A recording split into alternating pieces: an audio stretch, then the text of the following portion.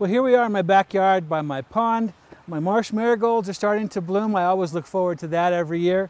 Up by the waterfall, my little frog up there is guarding the water, and of course I gotta have my alligator head to keep the herons from coming and picking off my koi. Now we've all got little critters like this around the garden, but right now there's a really big trend in indoor gardening called fairy gardening, and our friends at Tagawa's have made it a real art. So let's go out and take a look and see what they're doing. Hi, I'm Luan with Tagawa Gardens in Centennial, Colorado. We are here today to look at fairy gardens. So let's take a look at where we're going to start. This is a fairy garden box. You can use anything that's a little bit wider than it is tall. You want a landscape. The whole idea here is to create a miniature landscape that would appeal and draw in the nearest fairies and gnomes and wood sprites. As with any container garden, we have drainage in here because you don't want that bottom layer of soil to get soggy and be a real invitation for bacteria.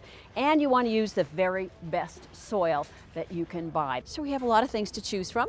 I typically start with a little bit of something tall. You want the variety of height and plant and leaf texture. And we're just going to make this a little tiny hole, tuck it in nicely, backfill it a little bit, and that looks like exactly where I would want to sit if I was a little gnome. Another tall plant would be good. We're going to take it off, save the tag. There we go. Tickle those roots open just to open them up a tiny little bit, and maybe put it here. You don't want anything that's too balanced or formal, and that's going to be perfect. Now let's go for some color. This little polka dot plant is perfect for fairy gardens. And we convince a lot of little girls and boys that their fairy garden wouldn't be the same without a little polka dot plant for color. Tickle those roots open, give them a little butterfly so they grow nicely. Dig down into that soil, set it gently in there, and backfill. You do get the idea, right? Now you can put annuals in here, and once they kind of pass their prime, these are just little guys. Go ahead, pull them out, and replace them with something else that will give you a little bit of instant gratification, a little bit of color, and of course, a little bit of attraction for fairies and gnomes. I do want to put in something that will drape over the side. This ivy would be perfect.